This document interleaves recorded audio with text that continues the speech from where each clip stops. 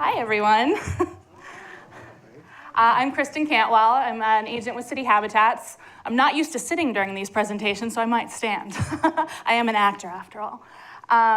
So I've been with City Habitats for 8 years. I'm also an actor, and Zack is with Citibank. And your technical title is? I'm a home lending officer.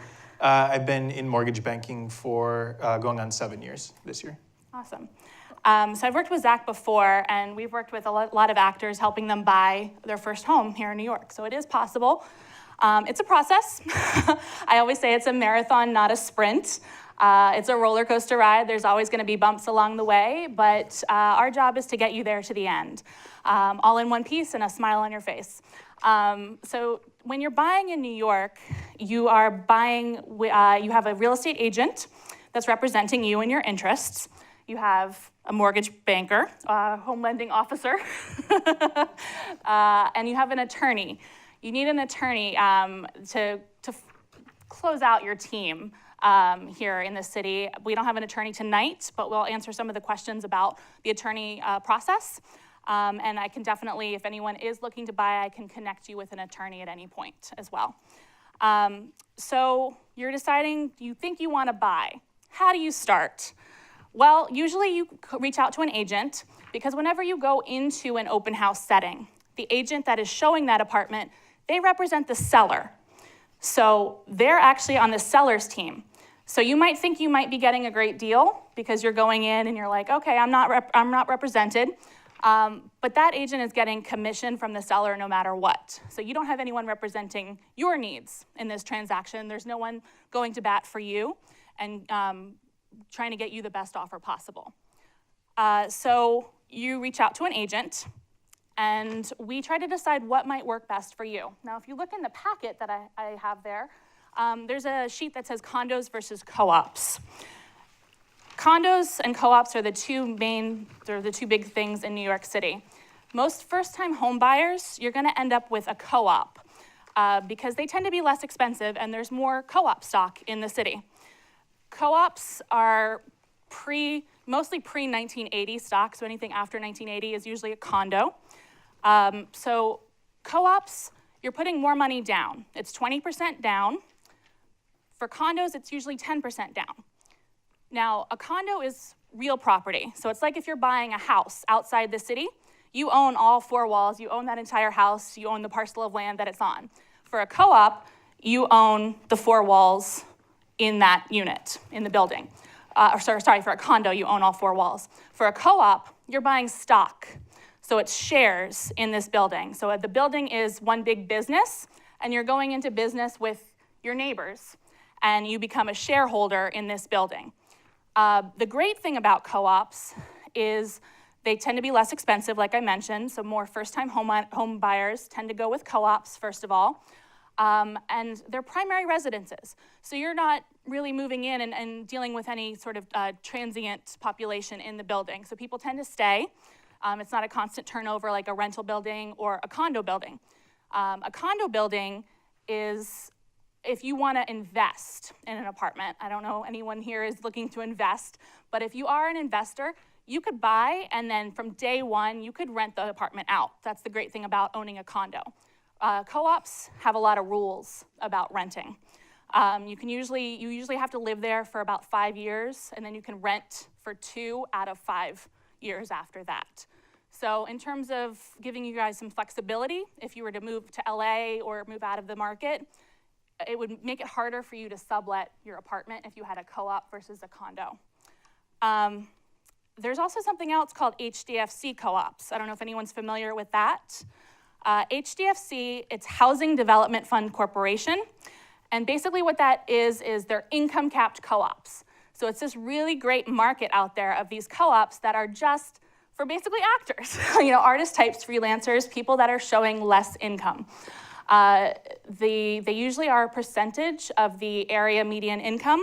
So it depends on the neighborhood and what the building has voted on to have as their cap.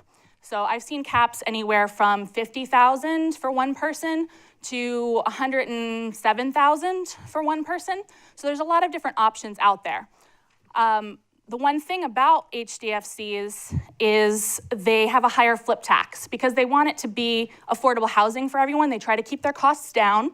They try to keep the maintenance down.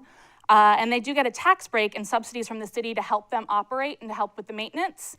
So at the end, when you're selling your apartment, there's gonna be usually a 30% flip tax. So that's something you have to keep in mind. It's not something that you're going to make a profit on. You maybe make a little bit of a profit, but you can't expect New York City profit prices. It's not for investors. The issues are not, some co-ops, some HDFCs, they don't have lending in place. Although Citibank, fortunately, they are one of the banks that lends with HDFCs as long as the financials for the building, because the bank they're looking at you and they're looking at the building as well. So the bank has to approve you and they have to approve the building. So Citibank has a number of HDFCs in their database. Right. So when you're getting a mortgage, half of the approval process, like Kristin was saying, is based off of your finances.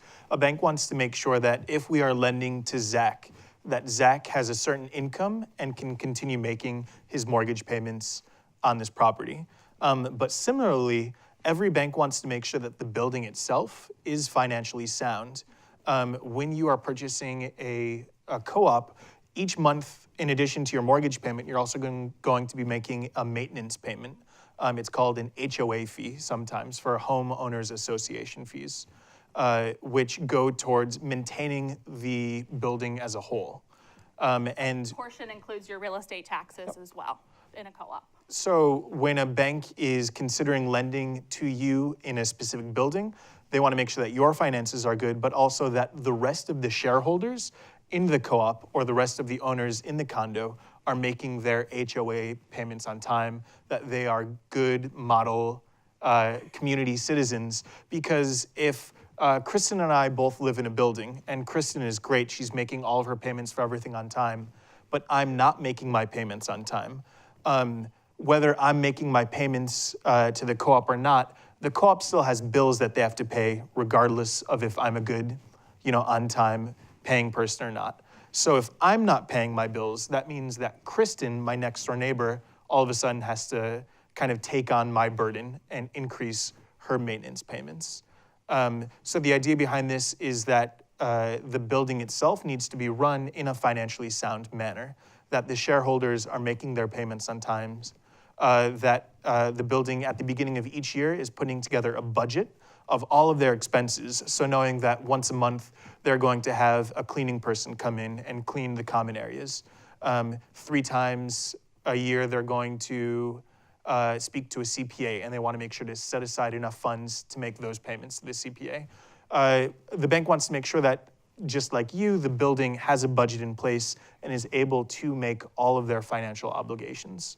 With an HDFC in particular, it's interesting because not only do you have to make enough to be able to afford your mortgage, but you have to be making under that certain threshold in order to be considered a median income holder. So there's this very kind of narrow strip of people who qualify for HDFCs.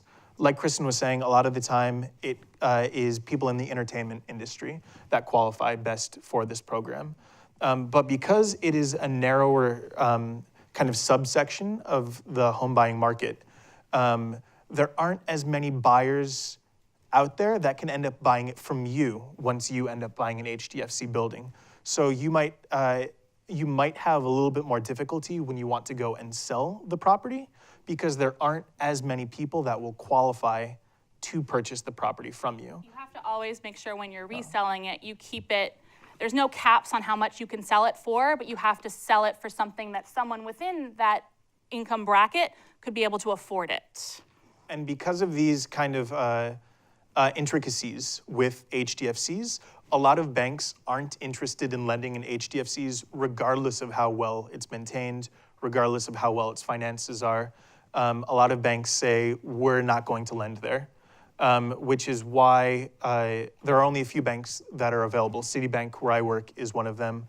I can think of 2 other banks in the city that will lend to them, as opposed to the 50 banks that there are in the city.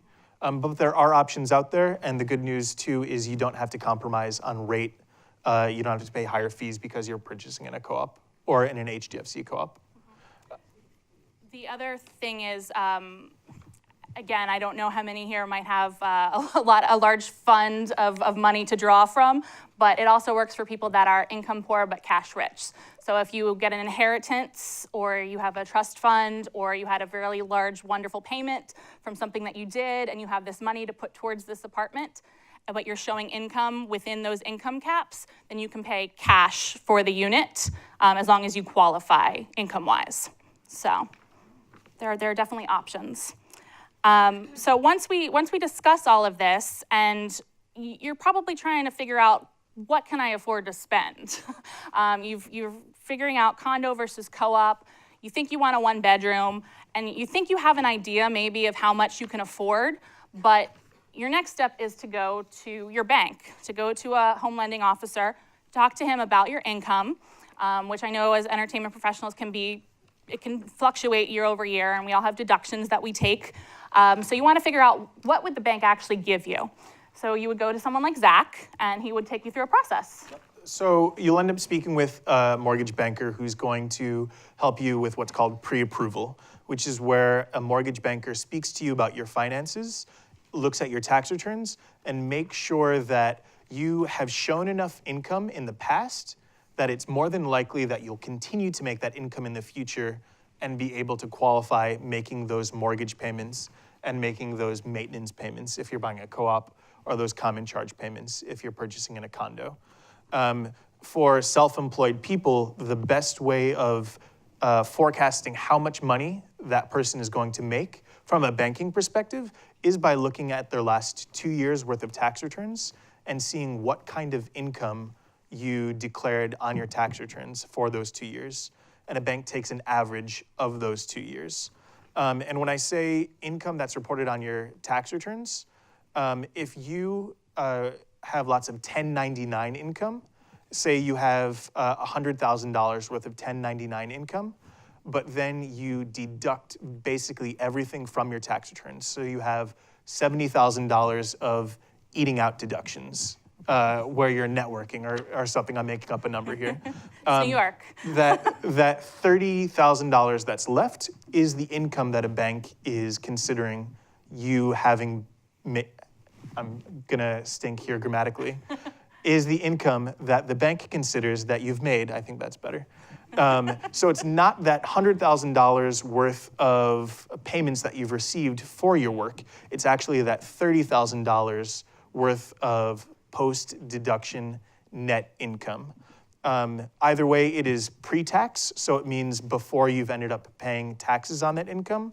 That's the number that a bank is looking at.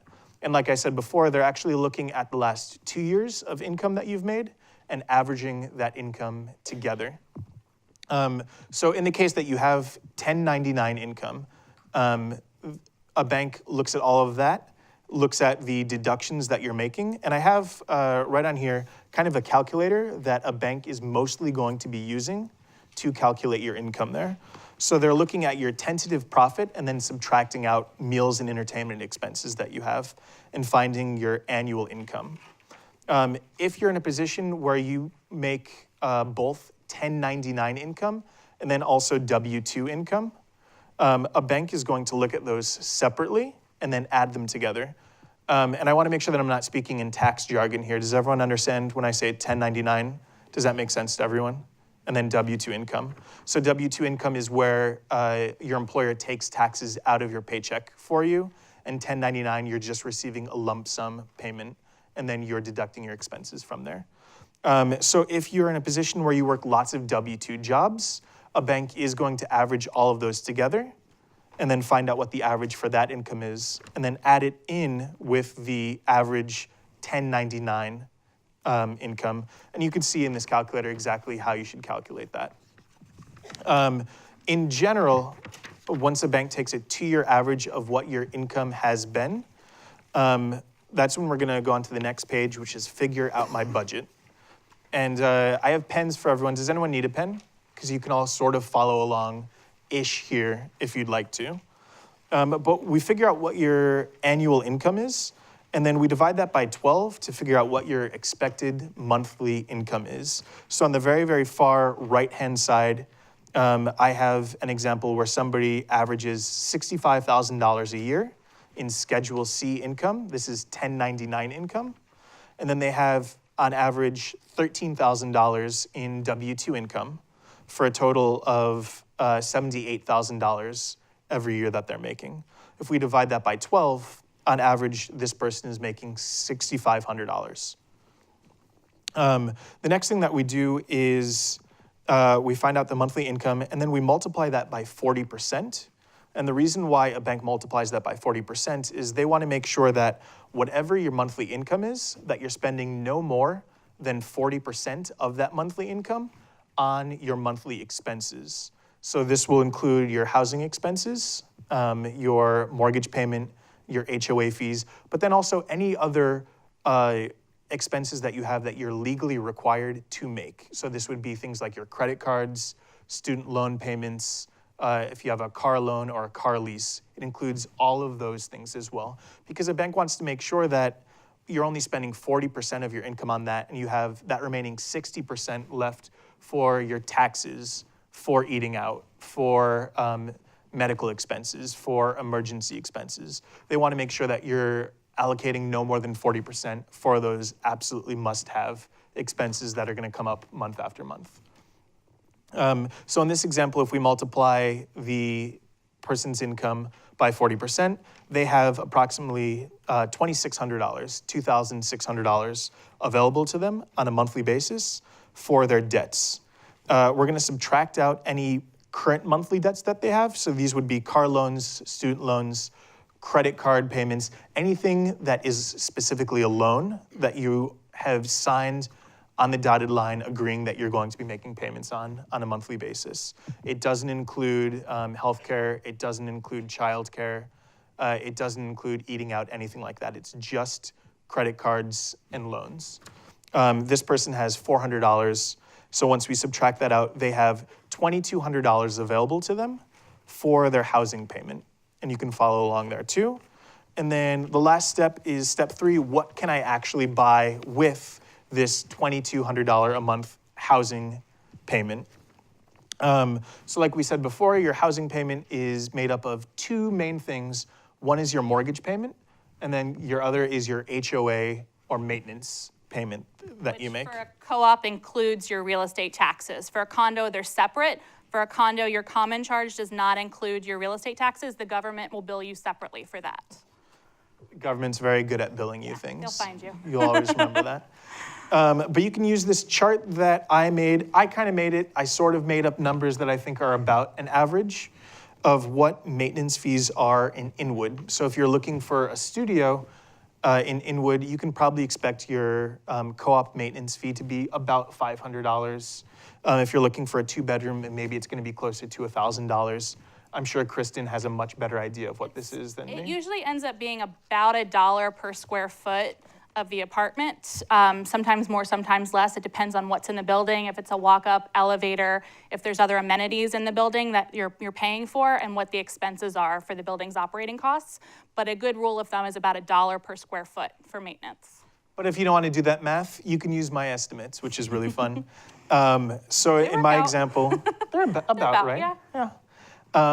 In my example, this person is looking to buy a 1-bedroom. So I'm subtracting out of their monthly housing payment the $750 that's required for a average monthly maintenance fee for a 1-bedroom, which leaves them with around $1,500 a month for their mortgage payment. And then I have a chart here at the bottom, which you guys can all see, which shows at a certain rate what your mortgage payment is for a certain mortgage loan amount. A good estimate of where mortgage rates are right now are around 4%. It's going to be more or less depending on a bunch of scenarios, but it's a really good kind of rule of thumb that's easy to follow. And if we just follow right down that line until we get to approximately the $1,450 that this person has available to them, that is equivalent to a $300,000 mortgage amount.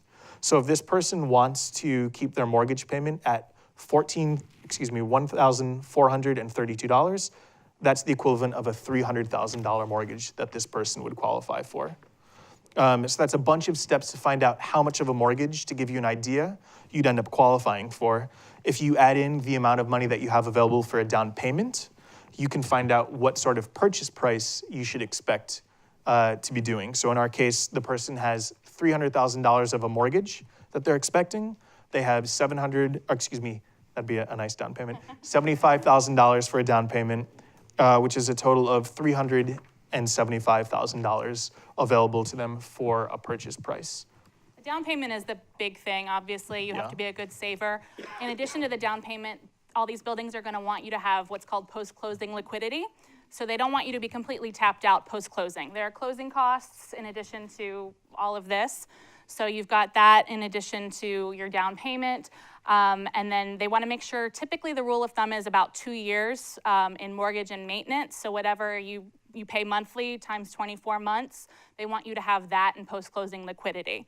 The buildings tend to be a little stricter than the banks on that. So if you have a mortgage payment and maintenance payment, which combined is $1,000, just to give you guys an example, typically this isn't the bank, so don't blame me, it's the building. They want to see 24 months of reserves so that you have 24 times $1,000 set up, saved, just in an emergency fund, so that if anything were to happen to you, you can continue making your mortgage payment and your maintenance payment for about 2 years. And again, that's just like an overall what they look for. In some buildings, it's case by case. HDFCs obviously are more lenient. There are buildings when you're looking uptown, Inwood, Washington Heights, or parts of Brooklyn or Queens that are not as strict on that. They still want to see that you have money left over post-closing, but they're not hard and fast about 2 years.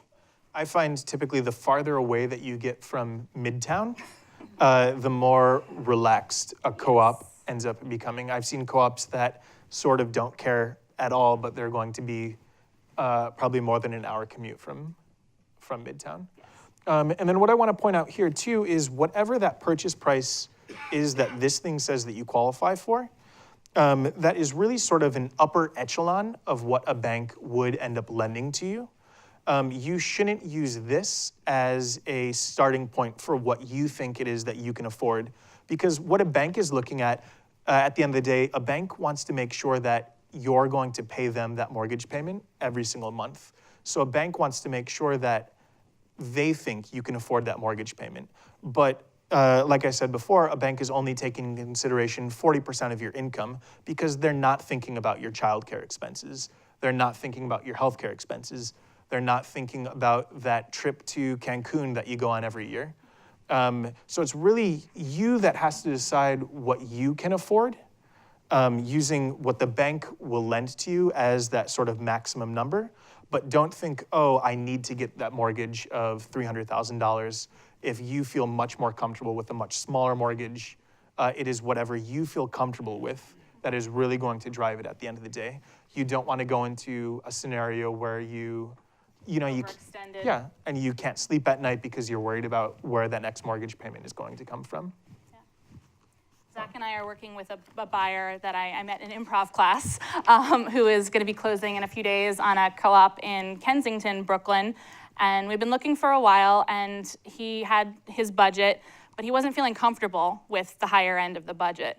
And so we looked and looked and looked, and we finally found him something that he felt more comfortable with, and that was affordable. It requires a little bit of a renovation, but nothing crazy, not a gut renovation. So there are things out there, and you should definitely listen to your gut and be honest with yourself about your financials when you're going into it, because it's a big purchase. It's a lot of money, and you don't want to get into it and then try to figure out how to get out of it.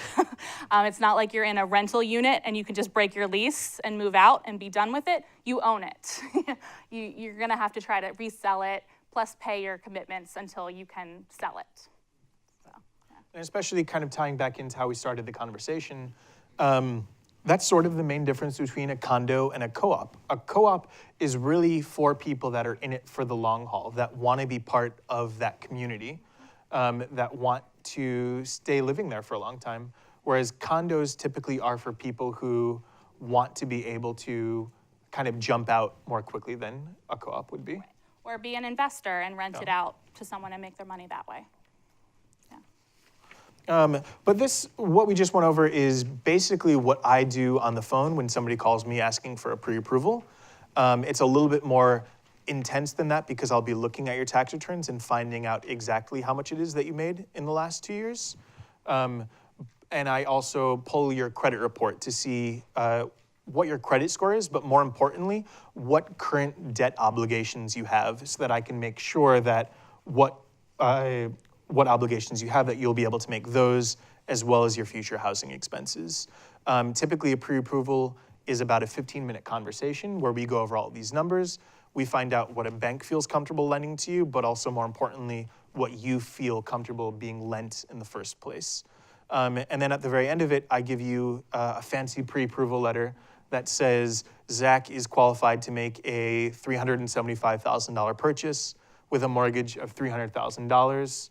And I send that to you, and I also send it to your real estate agent so that your real estate agent knows that you, in fact, can end up making this purchase that you're interested in doing. And it's important to have that just so when we're going out and looking at apartments, you're looking at stuff that you could potentially afford. If the bank says, we think we would lend you this money. So you're not looking at these things that are, $1 million and are beautiful, of course, but the bank's only gonna give you $300,000. You also need it because if you find something you want, you're gonna wanna make an offer, and you're gonna need that letter to provide as part of your offer. Because they're going to wanna make sure that, you're saying, I'm going to be getting financing from the bank. They don't want you to pinky swear. They want to make sure that the bank says, we think we will give this person the money. So we go and look at apartments. There's open houses. We can set up private showings. And you find your perfect home, and we make an offer. What goes into the offer? There's a sheet in there that has a lot of stuff. There's a lot of financial information that we discuss, that we go over so we can make your offer. There's usually 3 parts to an offer. It's your offer amount. So we put together a form, and then you're saying how much you're offering, how much you're putting down if you're financing. Again, for a co-op, the standard is usually 20%. They usually require a minimum of 20% down. For a condo, a minimum of 10% down. You can obviously put more down if you have it. So how much you're putting down, and if you're looking to close as soon as possible, or if there's some extenuating circumstances, if you're trying to sell something yourself, or you're trying to move at the end of a school year because you're buying a 2-bedroom and you're waiting till the kids are out of school, things like that. We put all that as part of the offer. We attach the pre-approval letter just to show them that, yes, you would potentially get funding from the bank, and then what's called a REBNY financial statement. REBNY stands for Real Estate Board of New York. Most real estate agents in the city are members of REBNY. What it is, it's a financial statement. It's got your assets and your liabilities. So again, because the co-op board is stricter than the bank, they want to make sure for real that you can afford this apartment and that you're going to be a good member of the community. Because again, in a co-op, you're buying shares. So you're in this business of the building together. They don't want you to default on your mortgage or not pay your maintenance, because that would be bad for the building. So they're gonna they wanna know how much cash you have. They wanna know how, if you have any debts, credit card debts, car loan, if you own another house, things like that. So you're gonna be listing everything out for them. They're gonna know everything about you. It's sort of like if you've been through the apartment rental process in New York City, it's like that, only amped up another level. So you're telling them everything that you have in your financial picture, and we're sending it to them to review.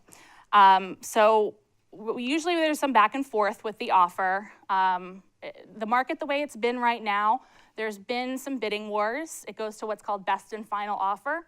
So there's been some things that have been closed above asking price, but there are still deals to be had again. So we can negotiate back and forth until we get to what's called an accepted offer. Once you have an accepted offer, we create a deal sheet. And the deal sheet has the information, the agent's information from both parties, the buyer's information, the seller's information, and your attorney's information. Because like I said, you need an attorney because there are contracts involved, and you want to make sure that you are being well represented in this transaction.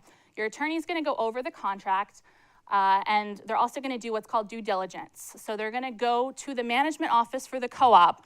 They're going to review meeting minutes, because the co-op board, they meet monthly, and they discuss things in the building. So your attorney's going to look through it, and they're going to see, is there a problem in the building? Is maybe the neighbor next door like a terrible smelling trash person, like that stuff that comes up in meeting minutes, or if there are problems with animals or leaks, or if the boiler is going to be needing to be replaced, if there's going to be an assessment.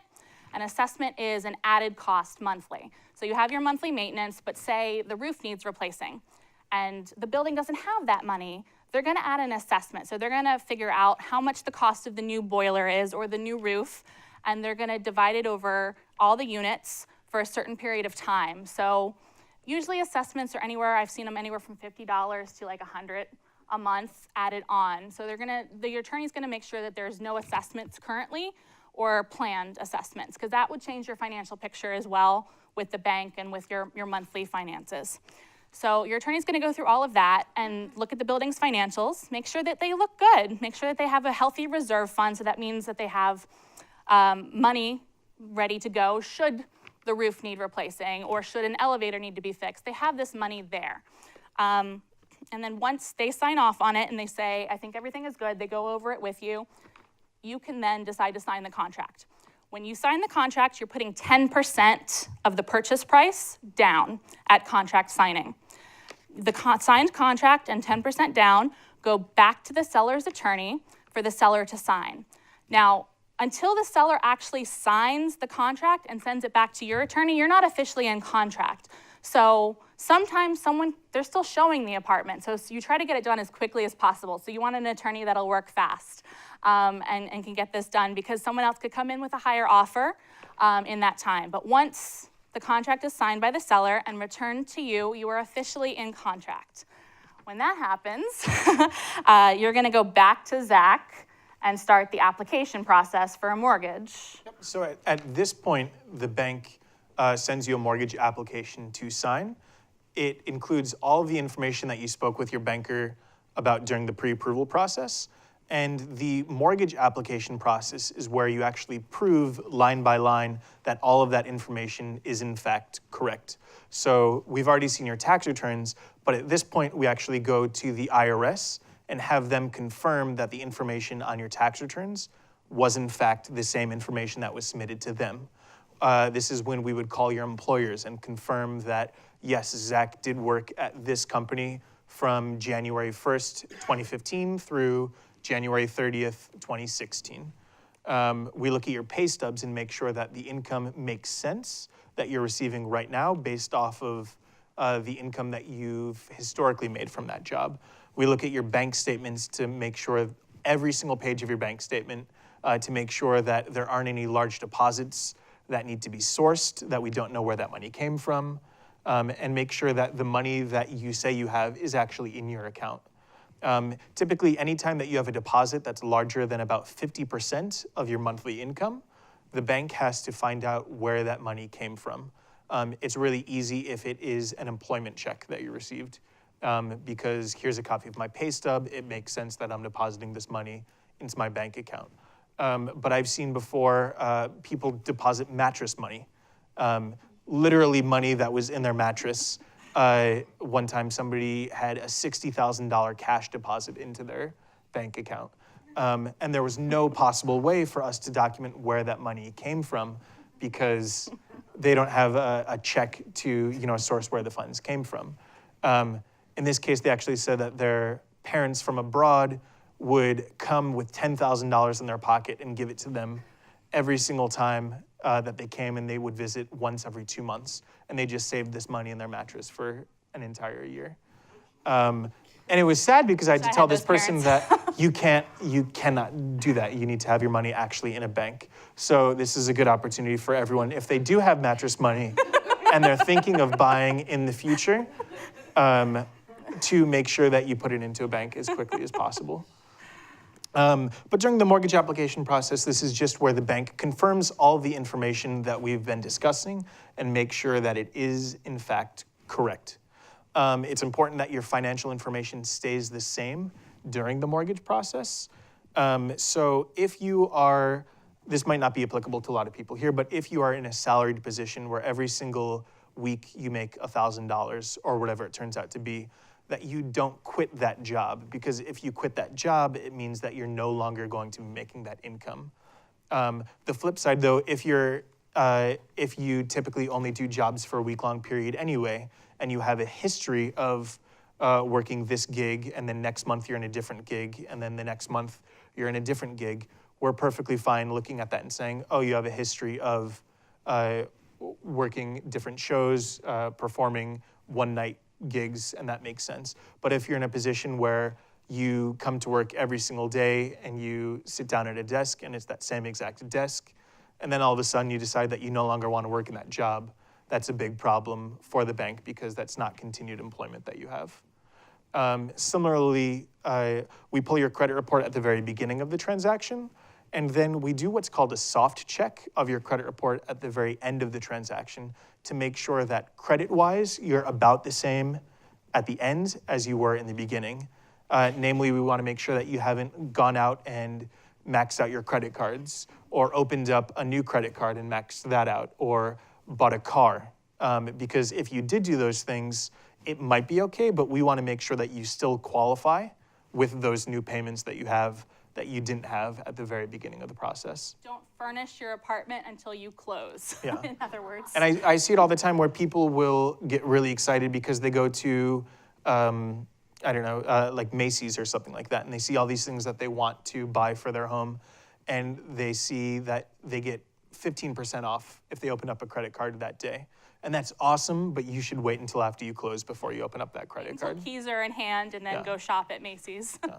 So the mortgage approval process is happening concurrently with what Kristin will just talk about of the board approval process, where we're asking you for documents, you send that to us, we review everything, and we look in your bank statement, and lo and behold, there was a large deposit of 50% of your income. So we might come back to you and say, hey, can you please let us know what this is? Can you provide a paper trail of it?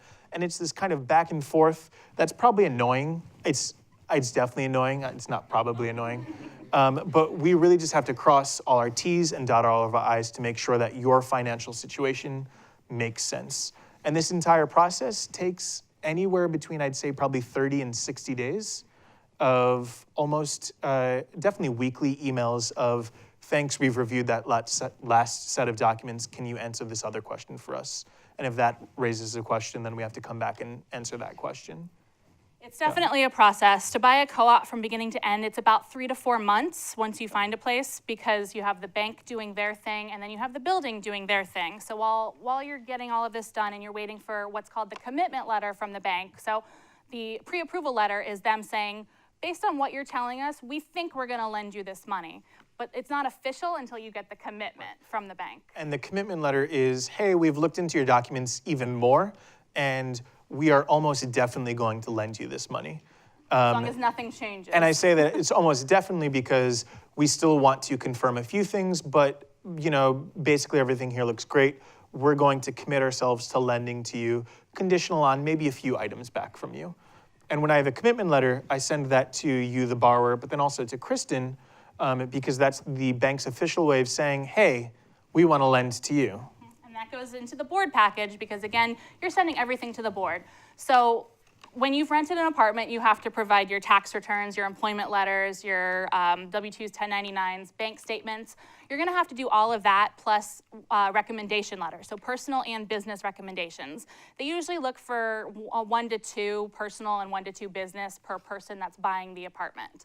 And we put this together as part of a package. They usually want the commitment letter. Sometimes they want the appraisal report because as part of the bank process, they're going to send an appraiser out to make sure that what you're paying for the apartment makes sense. They want to make sure that they're signing on to something that works for them so that it appraises at or above the contract price.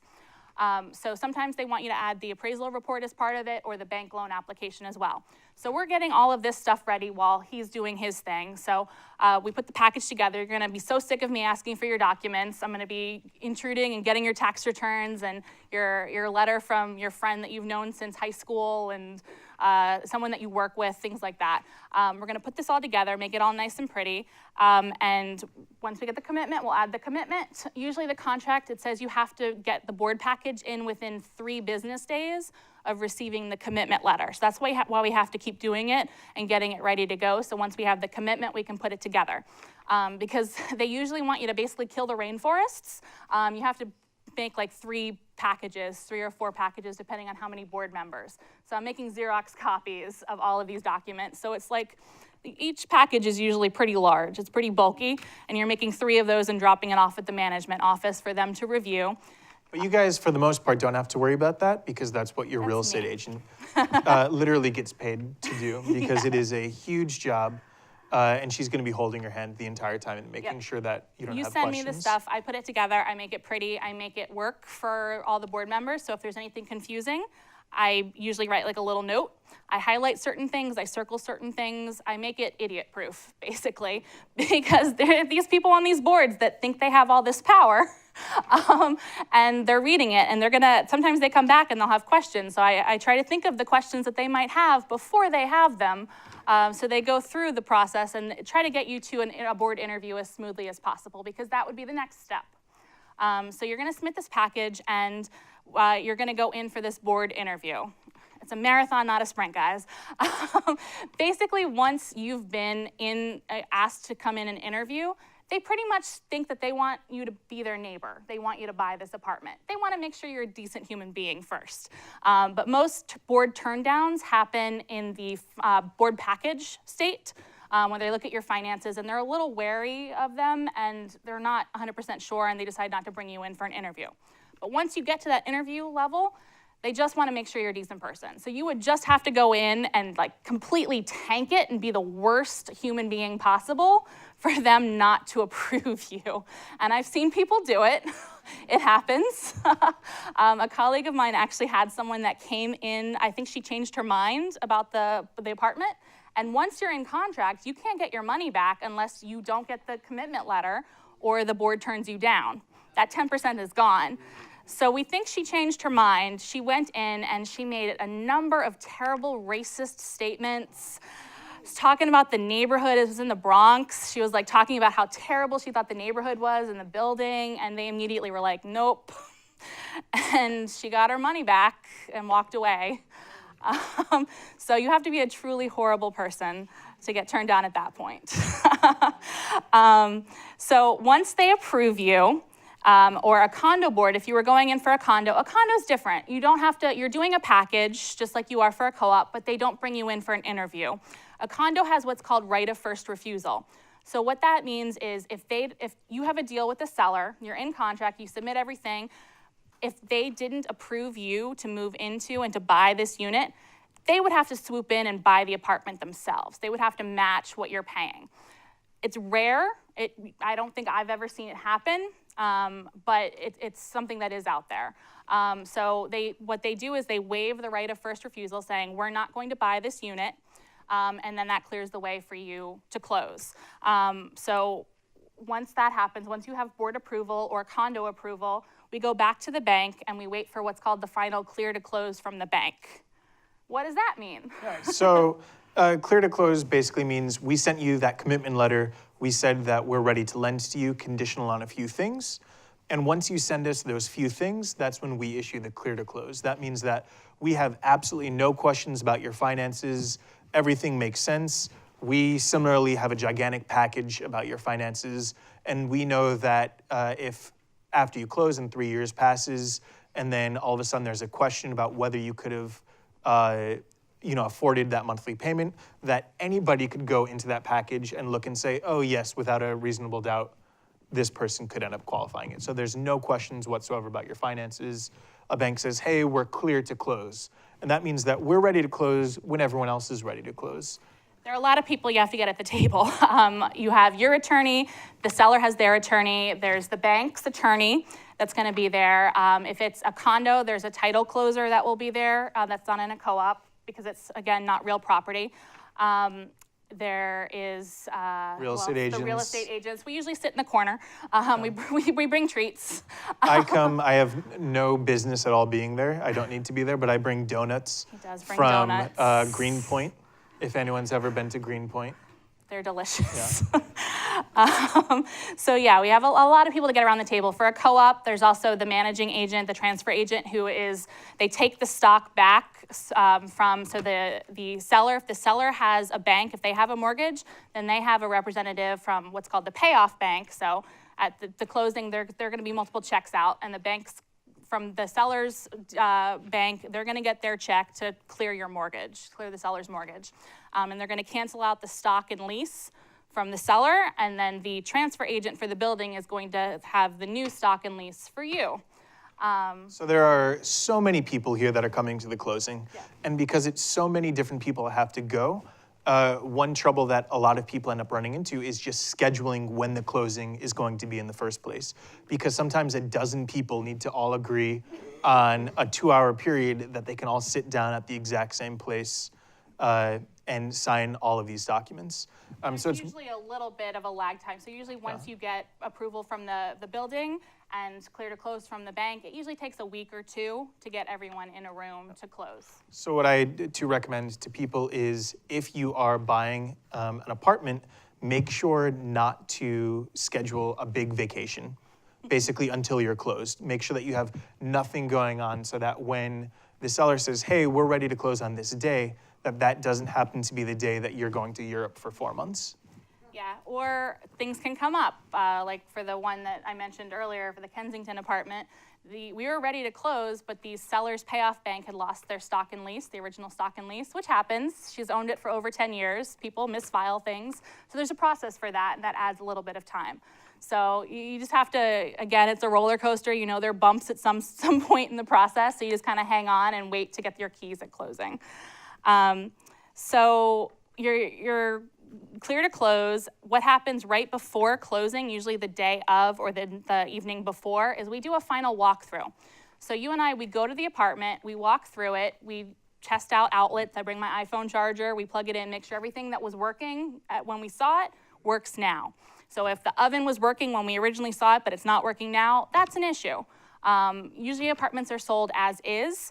So if there's something that wasn't working when we initially saw it, unless we've negotiated something with the seller beforehand, it's not going to be fixed. And so you're going to have to take care of that post-closing. But if the oven was working when we originally saw it and the oven's not working now, we just go to the attorney. The attorneys usually figure out some sort of credit at closing, and they figure it out. But we want to do a walkthrough just to acknowledge everything and see the condition the apartment is in, now that everyone is out of the apartment and everyone's stuff is out of the apartment. And then we set our closing, and there's different closing costs, which you've got a sheet for. So I think the biggest surprise for people, which is why I put this at the end of the presentation, is what closing costs actually are. In New York, it is very expensive to buy an apartment, not only because of the down payment that you have to make, but closing costs are like ridiculously high. The good news, sort of, I guess, is that a few years ago, about 8 years ago, new legislation went into effect that makes closing costs virtually the same bank to bank. Before, banks could charge what were kind of known as junk fees, where a bank could charge you whatever they wanted for whatever they wanted. But now closing costs are very, very regulated, that they're not going to vary very much, if at all, from bank to bank. And I have right here a list of all closing costs that aren't just paid to a bank. Those are just the first 3 items, but things that you're going to pay to your attorney, that you're going to pay to the government of New York, that you're going to pay to the government of the city, that you're going to pay to the co-op when you move into the property, to make sure that you're not damaging anything. And it's a gigantic breakdown of exactly what you're paying, who you're paying it to, and why you're paying it in the first place. So this is absolutely everything that I could think of. Again, there are variables in there, like your attorney, it could cost less than you have it as $3,000.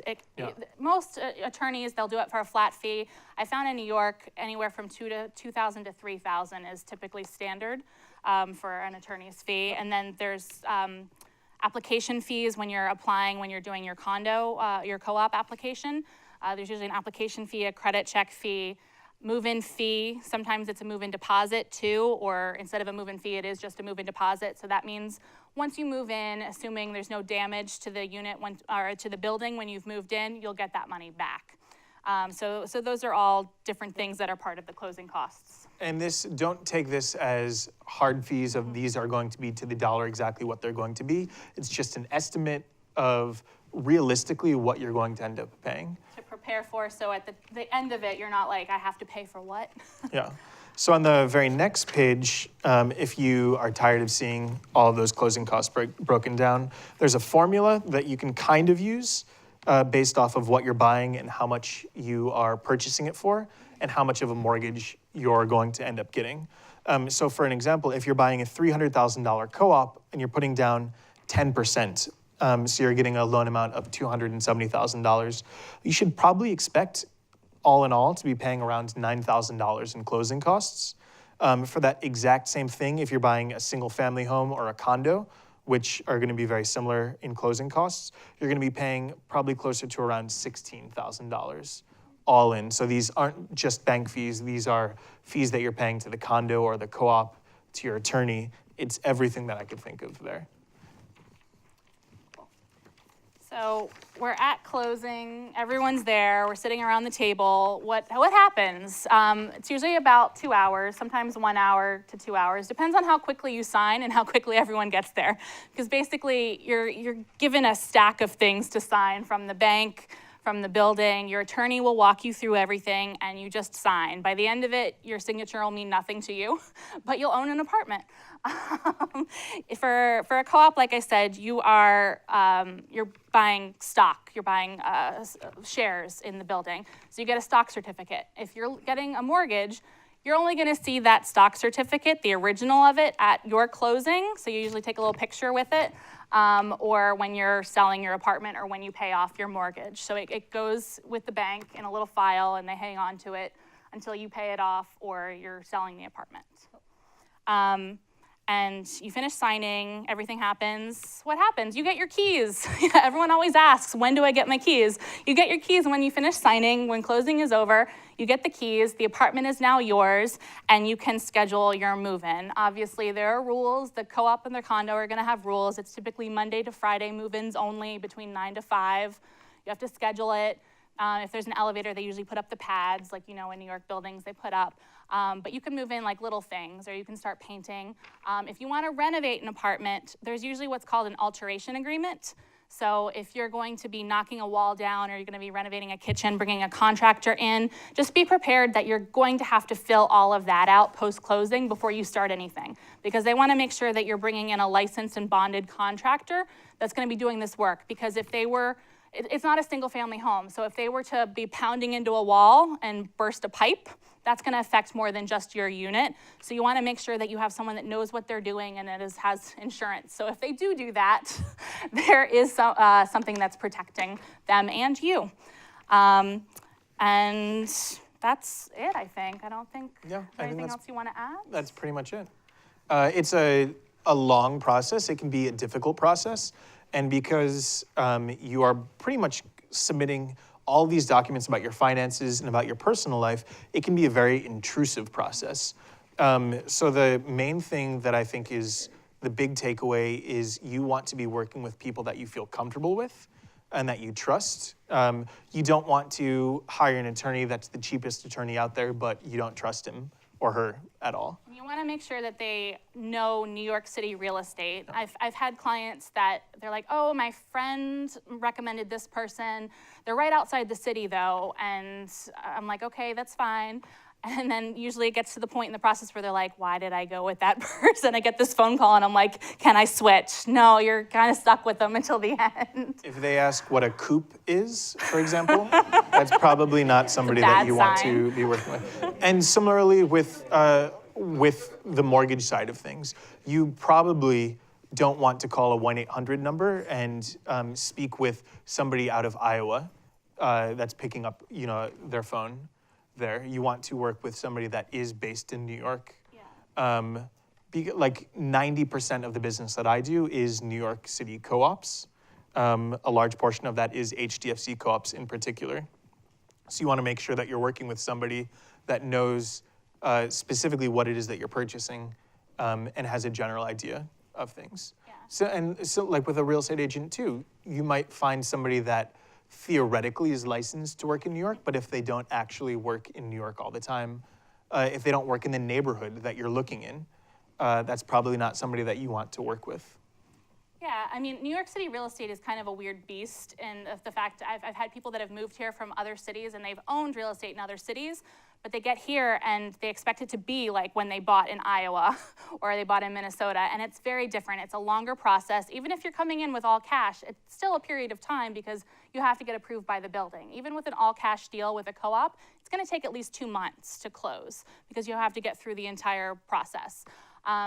You want people that understand it and can walk you through step by step and help you along the way, especially if you're a first-time home buyer, because again, like I said, it's a lot of money. So you wanna make sure that you're working with someone that gets what you're trying to do and is able to help you through the process, because it's crazy. It's kind of weird. It's a weird process. And we want everyone to be happy at the end of the day. Yeah. Awesome. So I guess we'll open it up if anyone, thank you. If anyone has any questions.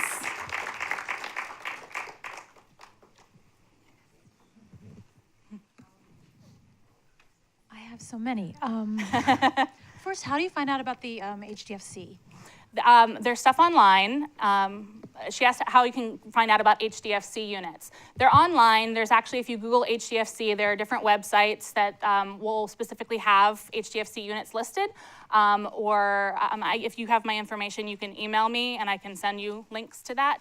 But you can also find them on StreetEasy. StreetEasy is actually the largest site that a lot of people find homes.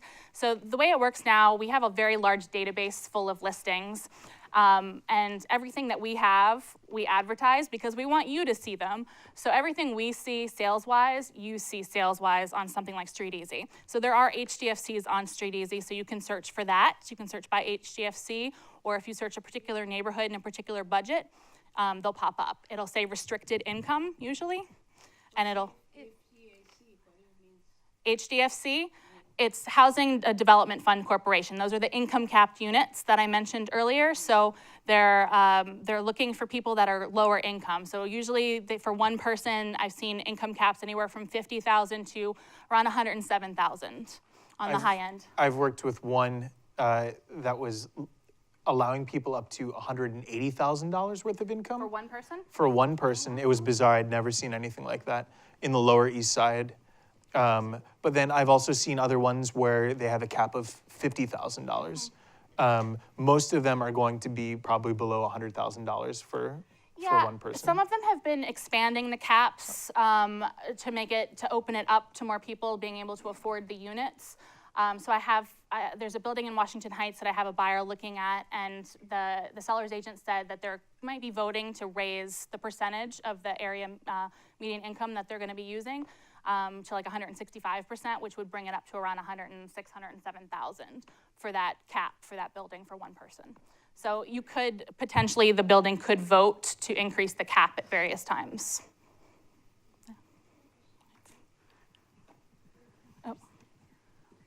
Could you speak to programs that subsidize your closing costs and or your down payment fees for first-time home buyers? Absolutely. Did everyone hear that? I don't think I have to repeat that. Yeah, cool. So Citibank actually, if you are purchasing in a low to moderate income census tract, according to the 2010 census, so if you're purchasing in a neighborhood that has average income that is low to moderate compared to New York City at large, Citibank will give you a closing cost of up to $5,000 to go towards your closing costs. So it's a grant, there's no strings attached at all. Citibank wants to encourage people to purchase in the neighborhoods that they want to live in and help grow the economy in those neighborhoods. It turns out to be 2% of the loan amount or $5,000, whichever is less. So it's $2,000, 2% of your loan amount up to $5,000. So that's a really cool incentive. You do have to take a first-time homebuyer course through a nonprofit, which you can typically take online in less than 2 hours or so. But that's a really cool incentive for that. There are also some programs, I'm working with somebody right now that is working with a nonprofit. The nonprofit is offering them a forgivable loan. Forgivable loan meaning that as long as they live in the property for 10 years, the nonprofit will forgive their loan and they won't have had to pay interest or principal on the loan. It will become a grant at that point. You can Google, I guess, these different programs. It's through nonprofits specifically, so it's not through banks. It's not through Citibank or Bank of America or any other bank. And they are typically based off of your income. They want to make sure that you are making less than, I think it's 80% of the median income in New York. And there are programs that are available for that. It's really cool that these programs are available, but kind of the caveat there is that just because this program will give you those funds to do that, it doesn't mean that the building itself will allow you to use those funds. That's unfortunately the issue in New York City. Most people know about FHA loans for first-time home buyers, so they'll allow you to put as little as 3.5% down. The caveat with that is anything under 20% that you're putting down, the bank's gonna make you get private mortgage insurance, which you would have to pay until the amount that you've paid into for the principal is equal to 20% of the purchase price. So that adds on to your monthly expenses. The issue is a lot of these buildings, like I said, co-ops, they require a minimum of 20% down, so they don't take those FHA loans. There are some condos that will take it, but again, condos are more expensive than co-ops. But there are some condos that are FHA approved, and they would allow you to purchase with one of those loans. And the crazy part too, this is all things that you can, if you Google FHA approved condos in New York, you will find a list of condos that are approved. And I think there are 15 condos in the entire city of New York that are FHA approved. It was right after Lehman Brothers with the recession and everything, there were a lot of new condos that had been built because they were like, yay, money. And then the market kind of crashed. But New York is a weird bubble, so it didn't crash as much as it did in other places. So there were a lot of new condo developments at that time that were FHA approved and that were advertising for first-time home buyers. You can come here, you can purchase here with a 3.5% down. The market's rebounded, so there are fewer that are doing it right now, but it is a possibility. There are also some organizations that, depending on, I know of one in Harlem that they will, if you take a course through them, at the end of the course, you have to meet a bunch of requirements. You have to have like income requirements. You have to buy in the community. They will give you a certain amount towards your purchase price. That's the course that she's talking about is actually the same course Is that the one that I was talking about. They are, if I can plug them, yeah. They are, I don't even know what it stands for, NHS. N is in Nancy, H is in Harry, S is in Sam. If I plug Google, if you Google NHS, first-time home buyer, you'll probably find some resources there. It's a great program. They can help you out with down payment assistance, but like we talked about before, very few buildings themselves actually accept that down payment assistance, unfortunately. The other issue is you have to make sure you would qualify. I have a buyer who went through that whole process, and then it turned out that she made too much or there was some sort of issue, so she wouldn't be getting the funds for it. So you have to just make sure that you know what you're signing on for before you go through the whole process and find out they're not going to give it to you. Oh, sorry. Going back to the HDFC condos, does that have to be your primary residence? It does. Okay, so you Yeah. can't rent it out or You sublet? can't. They're Okay. looking, HDFC, it's a co-op, not a condo. Right. So it's like a standard co-op. You're buying stock, you're buying shares in the building, and you're getting a proprietary lease for that unit. They want it to be your primary residence. It must be your primary residence. Some of them won't even let you rent it out. So if you were wanting to sublet it down the line, they make it difficult because they want it to be affordable housing for people, affordable primary residences. A friend of mine bought an HDFC unit in Washington Heights, and her building allowed you to rent for 2 out of 5 years, but they only allowed you to charge a portion of your maintenance in rent, so she wouldn't even make back her costs. So they definitely want it to be your primary residence. How do you navigate the unpredictable closing timeline if you're currently on a rental lease? Usually you talk to your landlord.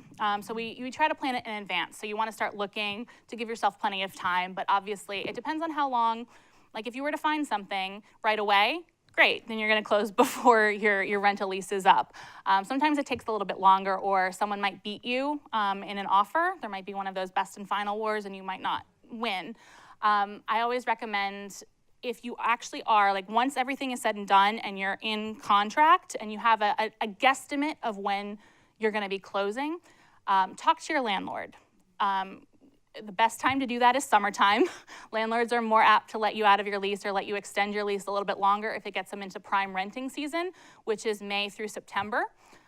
So usually they'll let you stay for like another month or so. I had a client last summer who she was buying and the seller wanted to live in the apartment for another 30 days post-closing. So we did what was called a post-closing lease back to the seller. So she was paying the buyer, my buyer, money to live in the apartment that she just sold. So my client needed to stay in her apartment for another 30 days. She went to her management and they said, that's totally fine. You could actually, if you needed more time, just let us know. So most are open to it. Just be completely upfront and honest about it, and wait until you're actually firmly in contract and you have an end date out in the sky. Yeah. And I think it's a lot easier to negotiate with your landlord to leave your lease earlier than it is for you to find a couch that you can sleep on for an indefinite amount of time. I always recommend to people, please do not please do not schedule it so that closing is happening the same day that your lease expires, because something could happen. Yeah. It could be because of you, it could be because of the bank, it could be because of somebody you don't even know, with somebody that you don't even know, that's like 4 times removed from the entire scenario. Things come up all the time, and the last thing that we, on a human level, want to happen to you is for you to be without a home. Stuck, yeah. Yeah. So you want to start the conversation once you're in contract, but obviously you have to get board approval. Everything has to go through with the bank. So just open the door and say, look, this is what's happening or what could be happening.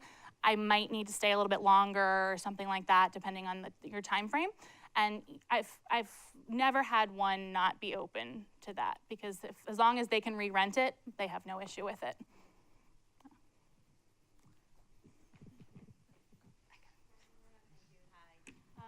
How do the broker's fees work? So the seller versus the buyer? Yep, so the seller actually pays all of the broker fees. So you're not paying any broker fees for the transaction.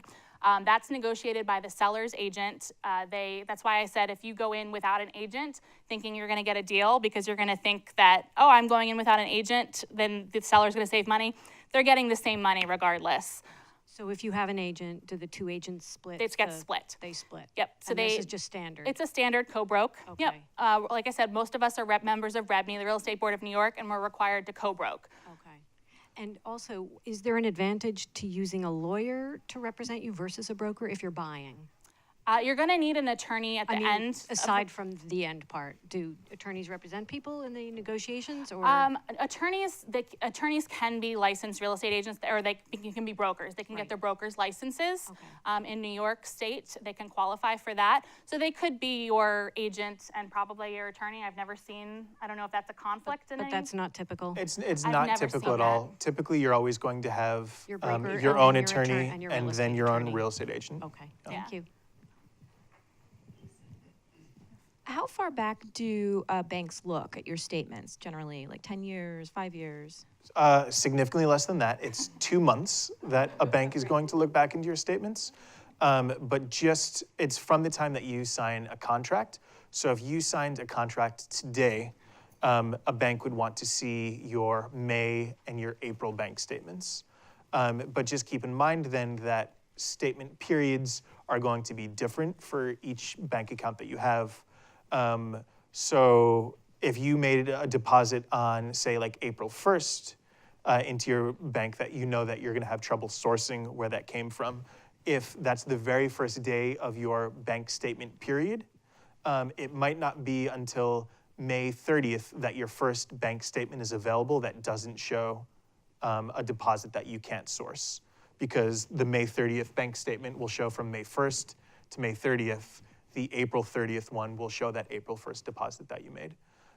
So bank goes back 2 months into your bank statements, but a co-op can sometimes go like 6 months. Have you seen that?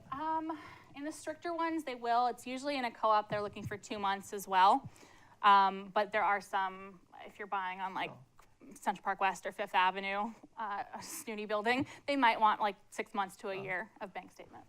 If you're planning on buying in the near future, definitely make sure to, number one, save your bank statements, all pages of them. So if you have an 8-page bank statement and the last 3 pages say this page left blank intentionally, make sure to save even those pages.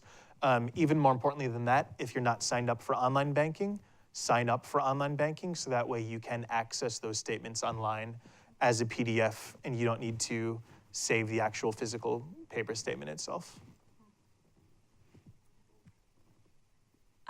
What kind of credit scores get you a good interest rate? Like, what are the ranges? Yep. So typically, as long as your credit score is 740 or above, you're going to be getting the best interest rate possible. Credit scores theoretically can go up to 850, but it really doesn't matter if you have an 850 credit score or a 750 credit score. A bank's going to be looking at those as perfect credit scores. Between 700 and 740, you're going to be getting a pretty good interest rate. And then below 700, you're not going to be getting the best interest rate. But similarly, and you could probably expand on this, if you have a credit score that's below 700, you might experience difficulty getting the co-op approval. Like with a rental building, a lot of rental buildings are the same. They look for 700 plus. It gets trickier with that. What's like the bare minimum for a bank in order? Theoretically, if your score is above 620, a bank will lend to you. But in most cases, a co-op is not going to accept a 620 credit score. By the time I work with buyers, usually if there's some credit score issues for either a bank's perspective or a co-op's perspective, we always advise you to work on your credit to try to fix it and repair it before you try to go and buy, just so you can get the best rates and so you don't have any issues with the co-op board down the line. With a pre-approval, when you get a pre-approval, I will pull your credit for you during the pre-approval process. It's free to do, and you're not obligated to move forward with me, so I'm more than happy to pull your credit for you, let you know what your credit score is, and then more importantly, if I see that there are things that you could specifically be doing to improve your credit, I can let you know now so that 6 months from now, when you're really interested in buying, you will have a better credit score at that point. It's obviously you're planning right now. I don't know if anyone's ready to buy, but down the road, it's good to have the information and work towards repairing any credit, saving any money, so that when you do want to buy, you're ready to go. And one last fun fact about credit scores, because they are very fun. It is like a misnomer that if you have lots of bank pull your credit, that it's going to hurt your credit. The credit reporting agencies take into consideration that you are going to be shopping around for a mortgage interest rate. So you can have many different banks pull your credit for the purpose of getting a mortgage in a short period of time, typically a calendar month, and it's not going to affect your credit score by having those multiple banks pull your credit. It's different if you are applying for different kinds of loans. So if you're applying for a car loan at the same time that you're applying for a credit card, at the same time that you're applying for a personal loan, that's when a bank is going to count those as different inquiries because they're for a different purpose. But as long as they're for the same purpose, it's not going to affect your credit score.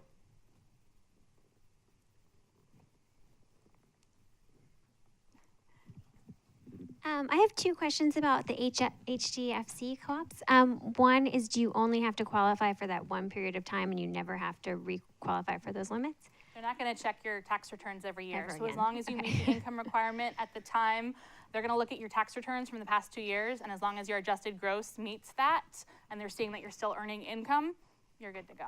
Okay. And that's true for your assets as well. So whatever money the co-op is requiring you to have in your bank account at the time of your application, whatever you want to do with that money after closing, you're fine with. You don't need to maintain a 2-year reserve account. It's great if you do, because that way if something bad happens, you have that emergency fund, but you're not required to maintain those balances. I've occasionally had people, in order to meet that 2-year post-closing liquidity, they get gifted the money from their parents or some family member for that period of time, and they just write a gift letter. They just sign it saying this is a gift, there are no strings attached. Whatever happens post-closing is between you and the person that gives you the money, but you need it there for closing. You get it, you close, you're good to go. And the second thing is, there's the cap on the AMI. Is there also a cap on assets for those buildings? No. That's why I said you could be income poor but cash rich. Okay. There are some, I've encountered, there was one that I showed in HDFC recently in Williamsburg that they did not want any cash buyers. So they didn't want someone that was income poor but cash rich. They wanted someone that was going to be getting a mortgage because they wanted the building to meet what it was created for, to be affordable housing, someone that is getting a mortgage. So you occasionally might encounter that, but they're not gonna say, oh, you've got $1 million, we don't want you. We have a couple questions about HDFC co-ops as well. Because you said there's a flip tax and because of the income cap thing, how is it monetarily beneficial to do it at all versus renting? You're considering it as where you're going to be living. Like it's your home. It's not going to be an investment in the term that you're going to make money at the end of the day because it's New York City. So it's going to appreciate. It's just not going to appreciate as much as, say, you're buying on the Upper West Side. You're buying, a 1-bedroom on the Upper West Side. That's going to probably jump because you're trying to keep it affordable for people that make that AMI. It's not going to be a huge jump in the price. But most people, they tend to buy it for a period of time, and so you live in it for a number of years. My friend that bought an HDFC, she was able to buy a studio apartment, and between her mortgage and her maintenance, now again, this was like 7 years ago, 8 years ago, so it's a very different market, but she was able to pay $700 a month between mortgage and maintenance to have a studio. You can't find that for a rental. The purchase prices for HDFCs definitely are less than if the exact same apartment were a regular co-op that didn't have the HDFC income restrictions. So that's really where the benefit is. Plus, there. you're able to take a tax deduction because you're owning versus renting. So at the end of the day, you will be seeing some benefit to owning versus renting. Just to go back, you were saying that to get pre-approved for a loan, you don't really have to be serious to buy, but you want to know how much money you can afford. Right. So you don't have to be, I'm going to get everything lined up to buy. No, you can, I don't know, you're the one that does it, but from my standpoint, you might not be ready to buy, but it's good to know that. You might think I'm ready to buy and then talk to Zack and find out, I'm not, or this is what I could be doing to prepare to buy, and I think you love that kind of stuff. And that way I can let you know now that you absolutely cannot buy, but in 9 months from now, based off of this new contract that you got, if you're saving X amount every single month, and if you make sure to pay off your credit card so that your credit score now goes from 620 to 700, you're absolutely in a position to buy 9 months from now. And it's much better, I think, to get pre-approved sooner rather than later. Because if all of a sudden, your switch gets flipped and you think, I have to buy an apartment next week because that's what has to happen, it might be too late at that point for you to get your finances in order and to get your credit score in order. Whereas if you had started 6 months previously, you'd be in a perfect place to do that. In regards to that, too, people sometimes always ask me, if I make an offer, am I obligated to buy the apartment? No, until you sign the contract and put your 10% down and it goes to the seller's agent, you can change your mind at any time. So there's nothing, it's not like you're paying any money at that moment in time. So there's various points that you can change your mind throughout the process, or you can talk to Zack to figure out about the pre-approval, but you're not planning on buying right this second. It's not by any means a pre-approval isn't a commitment on your behalf. And then similarly, it's not a commitment on the bank's behalf. It's just a mutual understanding that if you did want to move forward, this is what you could qualify for. Great. And I just have one more question, and it might open a whole nother can of worms and maybe a different seminar. But are there many auctions or foreclosures for co-ops or? That's a very different thing. It happens in Right? New York. It's not something that I am a part of. You can find them online, and I don't know if you've dealt with any of that. They're pretty rare, and when what a foreclosure is, it's where the bank is repossessing the property, and the bank is the seller. It's no longer the person that was living there, but it's the bank. And because all of a sudden it's a bank, the bank doesn't have any emotional connection to the property itself. They want to get rid of the property as quickly as possible. And because it's faster to buy a property in all cash, almost always in a foreclosure scenario, the bank is going to only accept cash offers. because it is so much faster. So if getting a mortgage is something you know you're going to need to do, a foreclosure probably isn't the best choice for you to purchase. There aren't as many in the New York market just because it is like a weird little bubble, but they do pop up every now and then. You can search online and find them. I think there's some up front. How long does a pre-approval, how long is that usually good for? A pre-approval is good for 90 days, and we can easily update that pre-approval letter after that 90-day period. Instead of having a 15-minute conversation with me, it might be a 5-minute conversation where I say, oh, are you still working with this employer? Can I repull your credit to make sure that everything is copacetic there? Have you made any expenses, and is your money the same as what it was before? But it's a very quick and easy process. I think there's a couple others. How would you research a real estate agent, to choose a real estate agent, or a bank to research a bank? How would you research them? Sure. So I think for the most part, like I said, closing costs are going to be virtually the same from bank to bank. One might cost $50 more than the next, and in the grand scheme of things, if you're buying a piece of property that's a few $100,000, $50 really doesn't mean very much. And similarly too, rates for the most part are going to be the same from bank to bank. It really matters how you click with the specific person that you're working with. On the bank side, I'd say that's the case, and then 100% on the real estate agent side, I'd say that makes sense. As I said, it's a marathon, not a sprint. So you want people on your team that you like and want to talk to daily and send text messages to, call them, email them. You want people that'll get back to you and be responsive, because sometimes the biggest thing that I hear from people that I work with that have started with someone else is they just didn't get back to them. Someone just didn't return their calls when they had questions and didn't guide them through the process and answer it for them.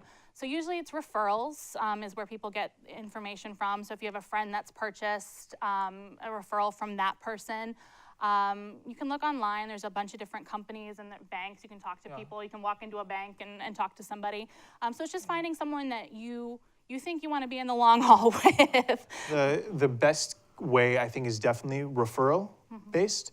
Ask your friends who have bought in the past, who they used, who they've had good experiences with. What you really want to avoid doing is calling a 1-800 number or like searching online, real estate agent, and picking the first person that comes up. When you find a few people, maybe a few different referrals, calling them, especially I think for real estate agents, and correct me if I'm wrong, but saying, hey, I'd love to meet for a coffee and just talk with you for 15 minutes and see if, we mesh very well. And similarly with a banker, do the pre-approval process with them, and just if you feel good after that 15 minutes, that's probably a good indication that it's going to work. If you feel uncomfortable after speaking with them for a 15-minute conversation, they're probably not the person to be working with for a 3 to 4 month process. Same thing with your attorney. You want to make sure that the attorney is someone that is responsive and will answer your questions and guide you through the process, because again, they're making sure that this financial decision is a good one for you. So you want to make sure they're helping you along the way too.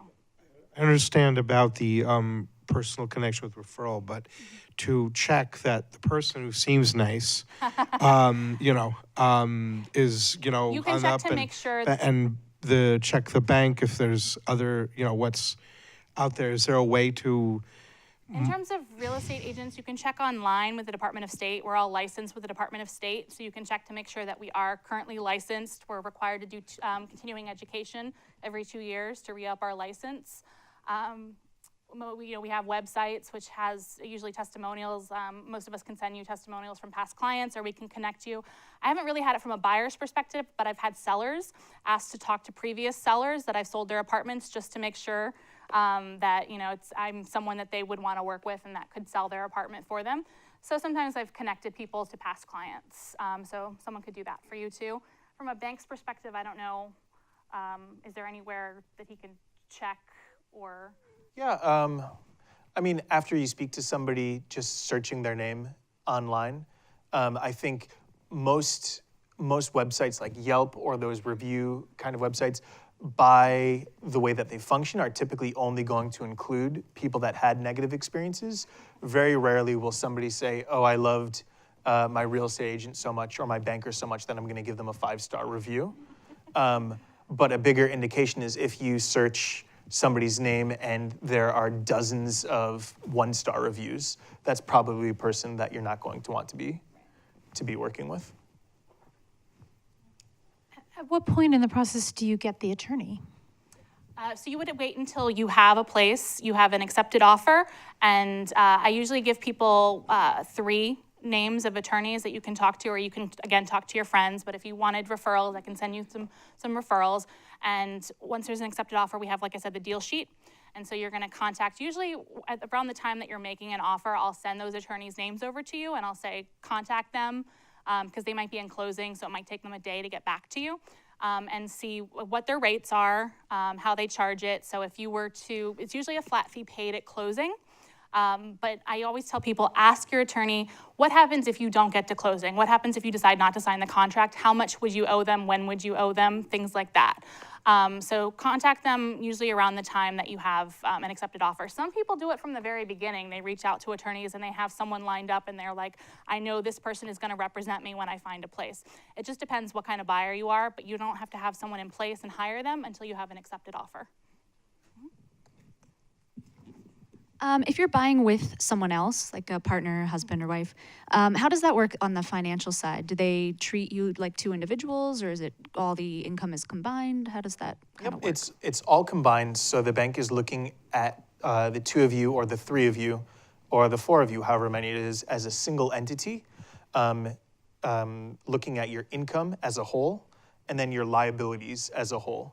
So if I have really strong income and no debts, and Kristin has very low income and lots of debts, they're looking at us as having medium income with medium debts, kind of taking an average of that. The only difference is with credit scores. Banks look at the lower credit score of the 2 individuals. So if Kristin has a great credit score and I have a poor credit score, the bank is going to look at us collectively as having a poor credit score. So the income isn't combined, it's averaged? It is combined. Excuse me. So it is combined. Okay. But the bank wants to make sure that collectively our income can account for our collective debts together. So if I have $100,000 of income and no debts, and Kristin has $0 of income and $10,000 worth of debts, the bank is looking at us as collectively having $100,000 of income and $10,000 worth of debts. Same with the building. You would each fill out an application, and you have to fill out if you haven't combined your accounts, then you'd each fill out what's in your bank account, what's in your checking, what your liabilities are separately. I feel like it's somewhat related of a question, but there are a couple of credit reporting companies. So and sometimes the scores vary. So which score is used? So there are 3 different credit reporting agencies: Equifax, TransUnion, and Experian. All banks pull credit reports from all 3, and then they throw out the lowest score and they throw out the highest score and they take your middle credit score. So if I have scores of 700, 710, and 720, the bank is just looking at that 710 figure. Similarly, same thing for Kristin. Hers might be 720, 725, and 730. They're looking at that 725 number. And then between the 2 of us, they're looking at my score because it's lower and saying that collectively we have a credit score of 710.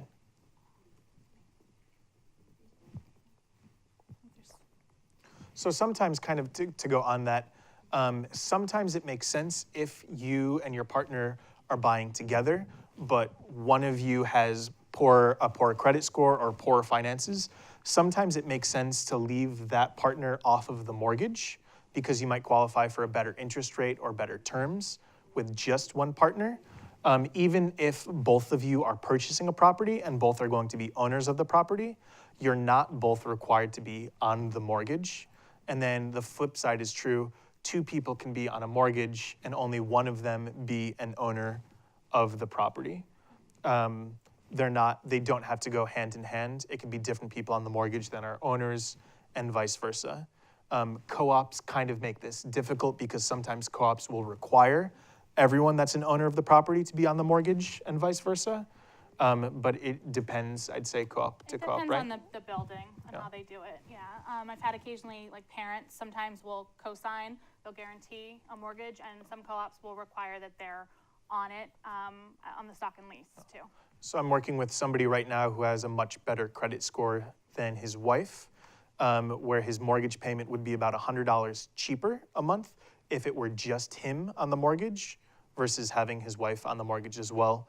So I spoke with their attorney, and their attorney contacted the co-op and made sure that the co-op was okay with that. And the co-op said, yes, that was fine.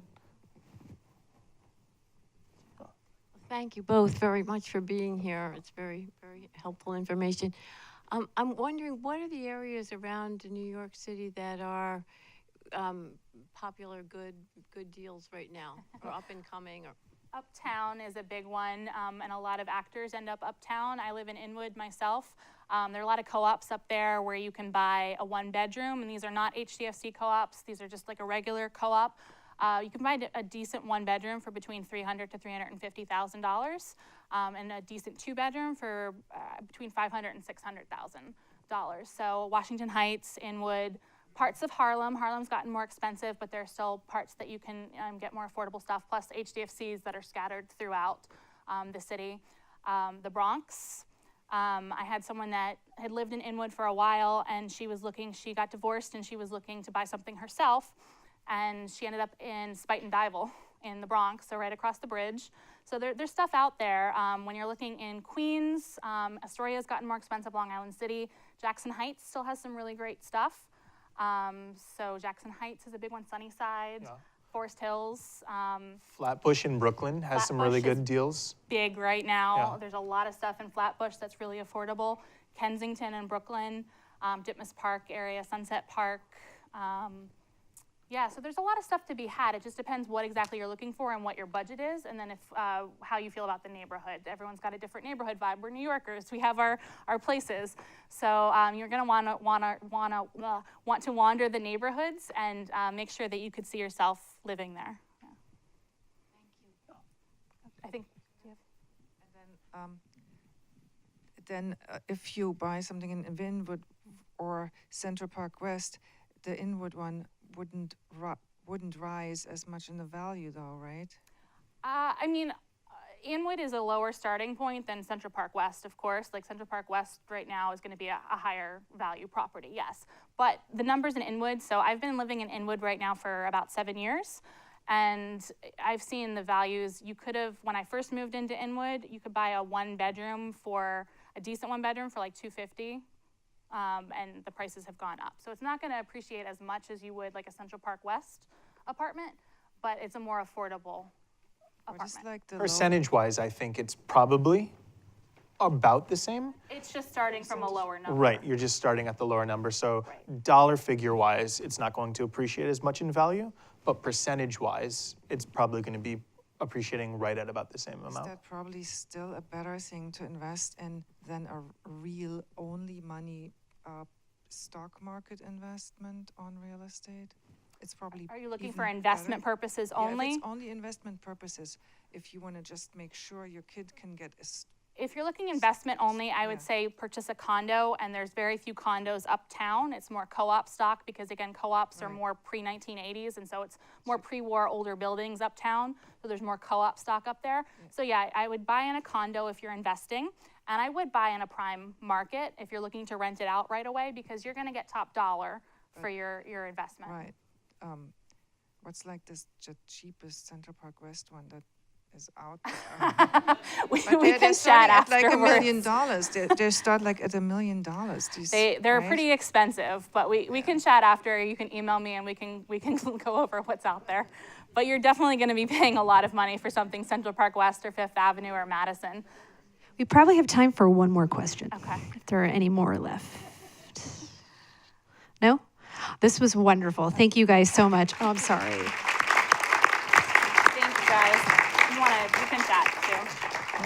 You guys can email us if you have any other questions. Feel free to email. I send out an email list every so often, like an email blast about what's going on in the market or things that are out there. So email me if you'd like to be a part of it, and I can add you to it.